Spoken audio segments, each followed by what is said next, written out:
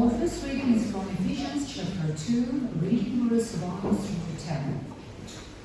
Ephesians 2, reading verse 1 through 10.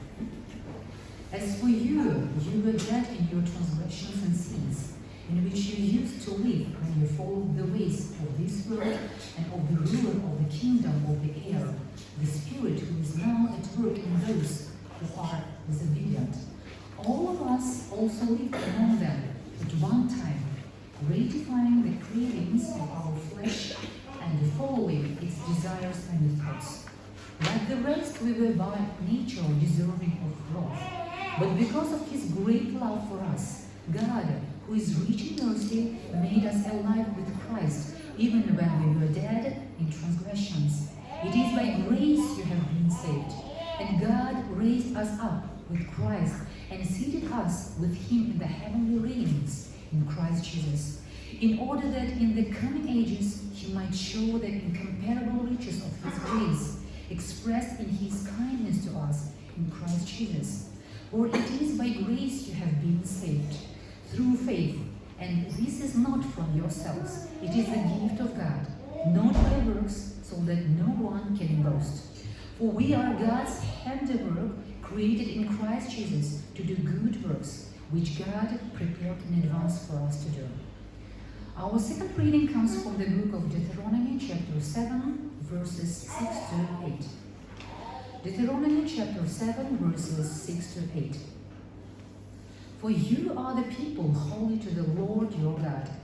The Lord your God has chosen you out of all the peoples on the face of the earth to be His people, His treasured possession.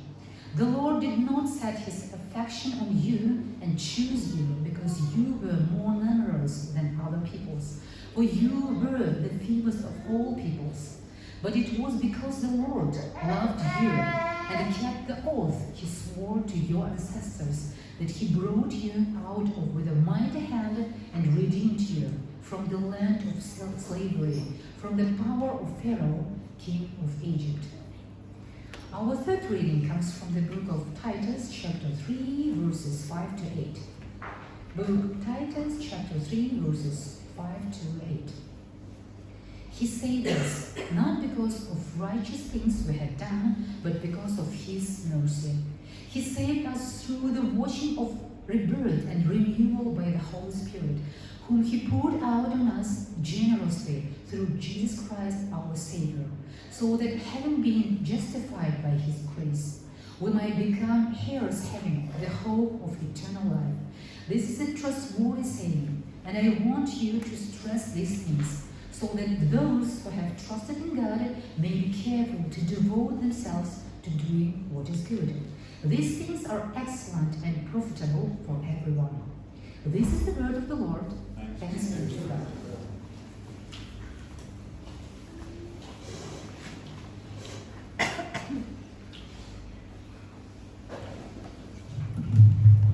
Good morning. It's truly great honor once again to stand before you to minister God's word. God has been so great, leading us to meditate on the book of Ephesians. Let's close our eyes and look to God in prayer. Gracious Lord, Heavenly Father, we thank you so much. We thank you, Lord, for choosing us, adopting us, and making us as your holy nation, setting us apart as a holy people to praise your name. Thank you, Lord, once again for bringing us together to worship you. We are sinful, simple people, but by your grace, you have saved us and cleansed us and brought us. Even as we come together, Lord, to meditate your word, Lord, we pray that you open our hearts to receive your words. In Jesus' precious name I pray. Amen. So I've been meditating from the book of Ephesians. So in the first chapter of Ephesians, the Apostle Paul focused on what God has done for His church His chosen community in Christ. He says God has blessed us with every spiritual blessings from heaven. We have seen that God chose us in Christ. He predestined us in Christ. He adopted us. He has redeemed us. And He forgave our sins. And He has revealed His plan of bringing the human and the heavenly realms together. And that was the mystery which was revealed to us in Christ. And we also seen that God has given us an inheritance to inherit the heavens. And also in spirit, in the Holy Spirit, our salvation payment has been paid. And we are guaranteed that our salvation is in Christ, and we are sealed in the Holy Spirit. In our last week preaching, Brother Sergei helped us to look at the prayer of Paul so that we might know God, that we might know the hope of His calling, that we might know the glorious riches of His inheritance, that we might know the exceeding greatness of God's power toward believers. Again in chapter 1, we see that Paul discusses the eternal plan in choosing those who are predestined to sonship, and the fact that all believers on the earth in heaven will be brought together under Christ. Then he concludes the chapter by saying that this Christ is now seated at the right hand of God and has placed all things under His feet and has made Christ the head over all things. That is the church. So Christ has been placed above all the things.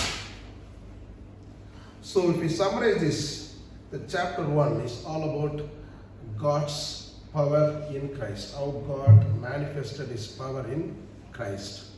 And Paul now moves to chapter 2, showing us how God manifests His power in the church, that is we.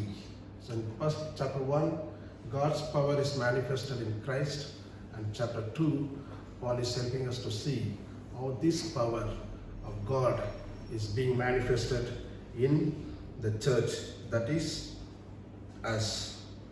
So chapter 2 and 3 explain the execution of this eternal plan by showing how God transforms sinner into saints. So chapter 2 helps us to see that the sinners being transformed into sainthood. That is the power of God. That is the power of God's grace. So we are transformed into saint, and that places us into the church, that is Christ's body. That's how in chapter 2:10 Paul discusses how sinners who deserve nothing but God's wrath can become crowns of His glory. So far so good. Chapter 1, God assured all our spiritual blessings. God showed us how Christ has become our means of salvation. And chapter 2 tells us that who we were before knowing this Christ. What was our condition before knowing Jesus Christ? Or what was our real situation before God redeeming us? That's how the chapter being developed. So when we get to chapter 2, where the apostle turns his attention to us, the church, that is the body of which Christ is the head. In fact, it gives pretty much the church's testimony. We all know that we share our testimony. So our testimony has at least two parts. One is our past, who we were, and our future, our present, what we are now. So this is what exactly pictured in chapter 2. So Paul, gives us that this passage gives us a vivid contrast between what man is by nature and what he can become by grace. So grace is the connecting point. And grace is one thing that shows us who we were and who we are in Christ. So Paul begins this chapter by reminding us of our past. So this chapter, verse 1 to 10, our today's passage, consists two, segment. The first one is verses 1 to 7, where God being the subject. God is the subject of verses 1 to 7. And verses 8 to 10 is turning to us the object, that is the church, that is we or us. And the main verbs in this passage are, there are three main verbs, that is God made alive, God raised us, and God seated us upon or next to Jesus Christ. So our condition before Christ. So Paul is not giving us a portrait of some particularly corrupt tribe or dishonored segment of society, or even of the extremely corrupt paganism of his own day. No, this is the biblical diagnosis of fallen man in fallen society everywhere. Paul begins with an emphatic you in verse 1. He says, you were dead. You were dead in sins. So Paul begins by saying you, indicating in the first place his Gentile readers in Asia Minor. But he quickly goes on to write in verse 3 that we all once lived in the same way. That is, he includes himself and his fellow Jews. First is talking about the sinful nature of the Gentiles, that was his readers of Ephesians. And second, he includes himself and his fellow Jews by saying we all once lived in the same way. And he concludes then is the by including every man without God. It is about the universal human condition. You, we, and everybody. There is no exception. There was not even one person who was so righteous before God. Everybody were dead in our sins and transgressions. So this is the exact condensation into 3 verses of first 3 chapters of Romans. If you look at Romans first 3 chapters, first chapter Paul discusses about the sins of the pagan, and chapter 2 he discusses about the sinful nature of the Jews, and chapter 3 Paul discusses about the human condition of sinful situation. So this is what exactly summarizes in these first 3 verses, that you are dead in sins, you are dead in transgressions, and we were all walked in the same nature, and everybody lived without knowing God. So the death to which Paul refers in verse 1 to 3 is not a factual statement of everybody's physical death, rather it is a spiritual condition outside Christ, as we see it in the parable of prodigal son in Luke chapter 15. It's a proper illustration for our today's passage, our theme, that is dead and alive. We know that the prodigal son was neither physically dead while in the remote nation, nor was he physically revived upon his return home. The prodigal son was dead because he was away from home, out of touch, and out of communion with the Father. He is dead in trespasses and sin against his Father. So Scripture uses many metaphors to describe man's sinful nature, sinful state, such as blindness, deafness, fever, paralysis, leprosy, but not one more forceful in meaning than this one of being dead in sins. There are so many metaphors used in the Bible to describe our sinful nature, but Paul uses a strong term that we were dead. We were dead in our transgressions. We were dead. We were walking dead. Trespasses and sins, these 2 words seem to have been carefully chosen to give us a comprehensive account of human evil. In trespasses, meaning a false step involving either the crossing of a known boundary or a deviation from the right path. In addition, Paul used the other term, sins, the Greek term amasia, meaning a missing of the mark, a falling short of standard. Together these two words, trespasses and sins, cover our sins of commission and omission. Either we commit sin or we omit to follow the standard of God. So this death wasn't merely a metaphorical, it is signified a complete separation from the life of God. Dead in the sense of being separated from God. So death means we are totally, utterly separated from God by walking in our disobedience, following the course of this world and the prince of the air, that is Satan. So Paul in first, he mentions that we were dead in our sins and trespasses. And second, he says that we were also enslaved. Paul refers the world, the flesh and the devil. He uses three influences that controls the humanity. The three influences that controls, that separates us from God the Father. First, he describes us the following course of this world. The Greek phrase or the Greek meaning is the world according to the ages of this world. It brings together the two concepts of this age and evil and darkness of this world. So what is this world? Paul tries to give us that idea that anything that is not in connection with God, anything that is alien to God. So the world, the nature, the influences that corrupts us, that keeps us away from God. The patterns of this world. So first, we were controlled or we were influenced by the world.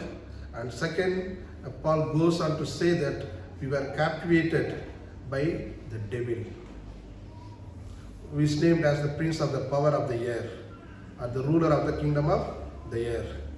So the word for the air could be translated as foggy atmosphere. He was the prince of the foggy atmosphere, trying to say that he is giving light to the darkness.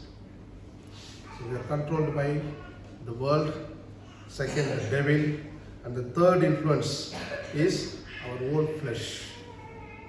In verse 3, that's what Paul uses the term, that flesh.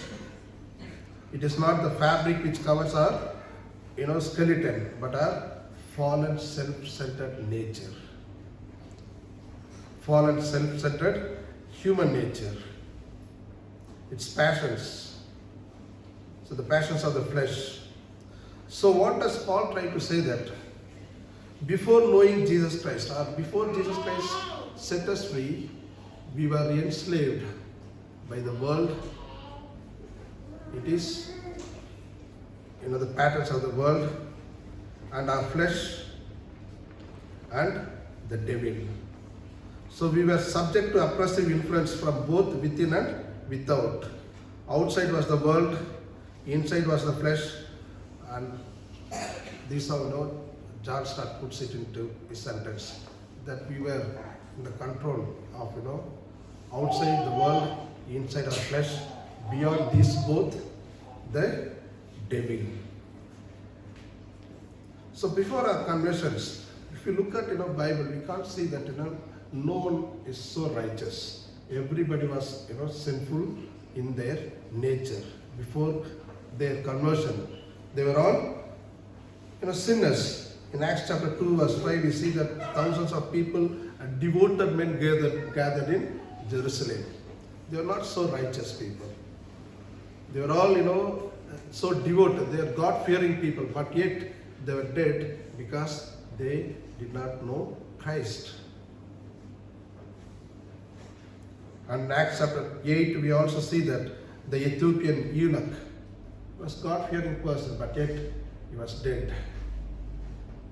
Everybody were dead. That's what Paul says, that we are all dead. We were all dead. Even Paul includes himself.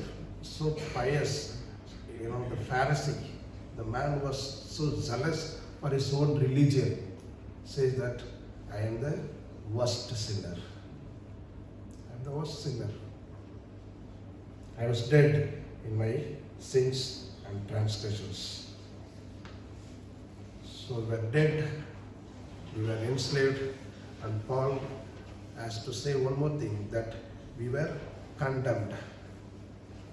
We were condemned. We are not only dead, we are not only enslaved, but we are also condemned. We are doomed for God's wrath. We are by nature children of wrath, just like the rest of the humanity. So what happens? This was our condition. We were dead. We were enslaved. We were condemned. Verse 4. That's how some translation starts. But God. But God. So these two most powerful words in the scripture. God's rich and mercy and love compelled him to act. These two monosyllable words that connects us, that transforms the humanity. As sinful people can become saints because of these two words. But God. When Billy Graham was driving through a small southern town, Billy Graham, one of the popular late evangelist. While he was driving, he was stopped by a police officer and charged with speeding. Graham admitted his guilt, but was told by the officer that he would have to appear in court. The judge asked, guilty or not guilty? When Graham pleaded guilty, the judge replied, that will be $10. $1 for every mile you went over the speed limit. So you have to pay $10 for the violation. Suddenly the judge recognized the famous minister. He asked Billy Graham, you have violated the law. He said, the fine must be paid, but I am going to pay it for you. He took a $10 bill from his own wallet, that is the judge, the one who pronounced the judgment, paid $10 for Billy Graham. So Billy Graham says, this is how God does it. We were guilty people. Were we supposed to pay our penalty? But God, with His mercy, He paid our price. That is the transformation of the gospel. Our new position in Christ. So God did not want to stop us where we are. God did not want to leave us just because we are sinners. He wanted to revive us by sending His Son, Jesus Christ. So what motivated God the Father to save us? That's what verses 8 to 10 needs us to understand. It was God's mercy. It was God's love. It was God's grace. It was God's kindness. These were the motivating factors that connected God and the humanity. God loved us so much. It was grace that you have been saved. But God. So it was God's saving grace.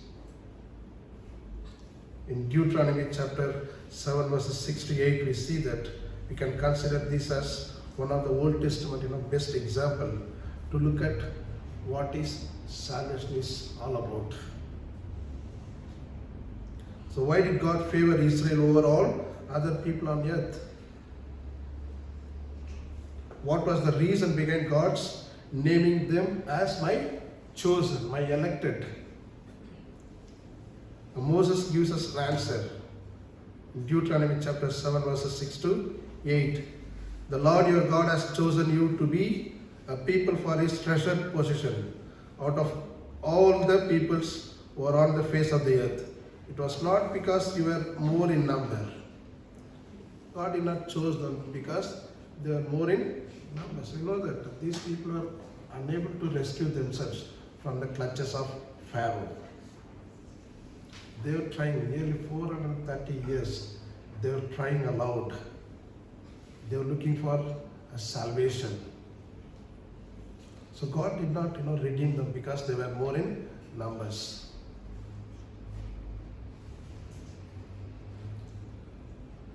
God did not set His love on you and chose you. For you are the fewest of all peoples. God says that you are the fewest, you are the small in numbers. But it is because the Lord loves you. Because the Lord loves you and is keeping the oath that He swore to your fathers. This is amazing. The Lord sets His love. The love motivated God to redeem these people from the captivity of Pharaohs. This is what exactly happens. This is what Paul, helps us to understand. We were dead in our trespasses. We were unable to rescue ourselves. We are totally dead. And dead people could not arise on their own. That's where God comes. Imagine a man trapped at the bottom of a deep, dark well. He has no way to climb out, and every attempt he makes only exhausts him further. He is utterly helpless and knows that without rescue he will perish. Suddenly, a rope drops down into the well. Imagine, in our previous sermon, we had the image of Sari, silk saree. Last week, brother said he helped us to understand, the motor, the engine, right? So here comes the other image to understand God's saving power. That is the rope. Imagine a drowning man could not rescue himself on his own. That's where God sends His hand like a rope. Suddenly a rope drops down into the well. Not just any rope, but a strong, secure rope held by someone strong and reliable at the top. The man doesn't deserve this rescue, but it's offered to him freely. All he has to do is trust the rope and hold on as he is pulled to safety. That's how Christ comes. We were unworthy. We were sinners because of our own sinful nature. But God comes with His love. He stretches His hand to rescue us.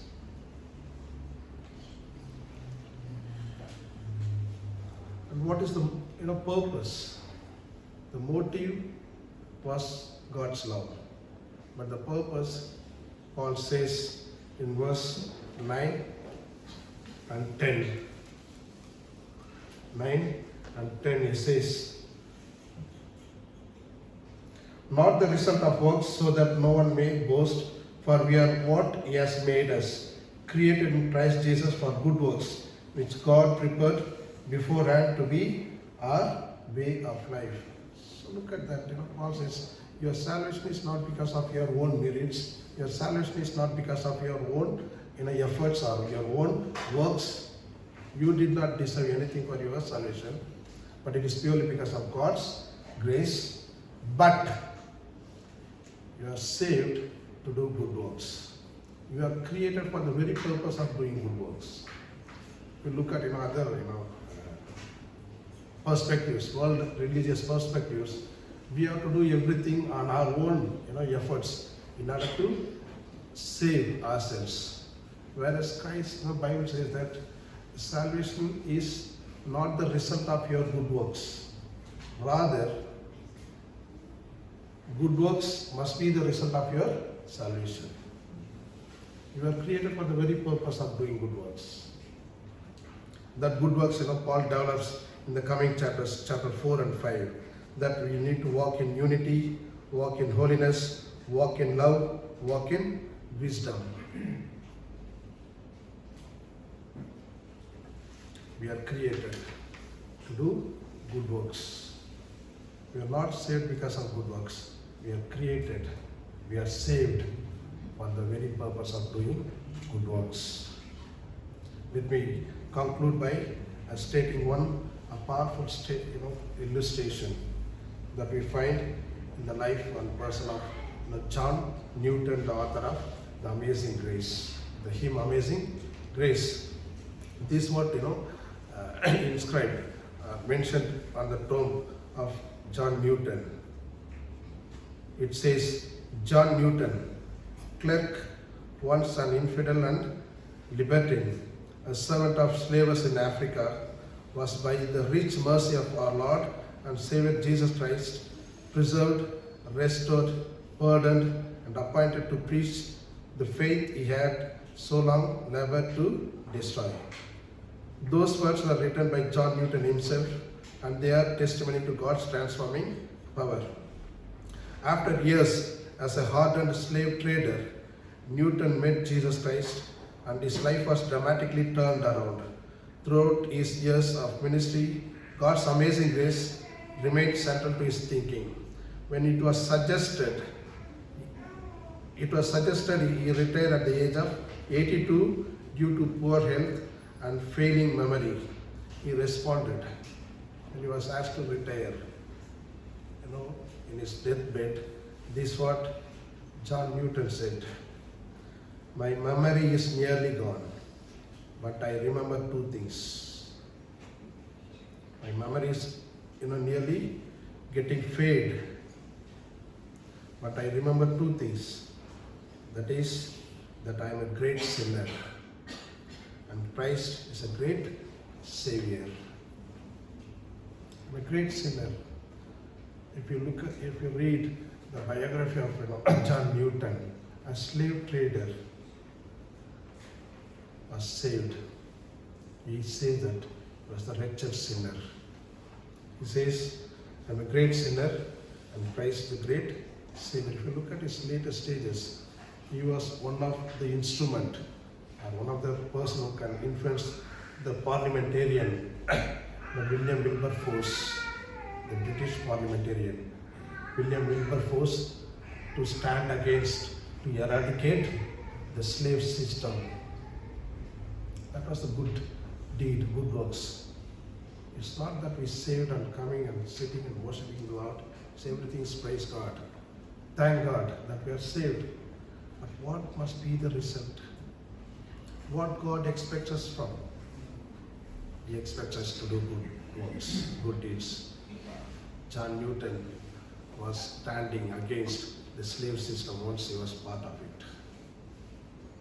My dear brothers and sisters, the scripture invites us, or it helps us to understand that we were dead in our transgressions. We are dead in our sins. We were enslaved with our own flesh, the desires of our flesh. We were condemned. We were the children of wrath. But by God's transforming power, grace, that we are saved. We are saved not because of our own merits.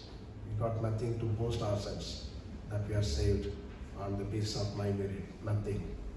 But it's purely God's grace. That is love initiated. And we are saved to do good works. Let's look at all the possibilities in what way that we can do good works so that we can glorify God's name. Let's close our eyes and look to God in prayer. Thank you, Father, for once again reminding us that our sinful nature, that we are children of wrath. But your eternal purpose was to save us because you loved us. Because you loved us, you saved us. You saved us so that the world may know that we are created for doing good works. Help us to remain in these faithful words and walk in your ways. In Jesus' precious name I pray.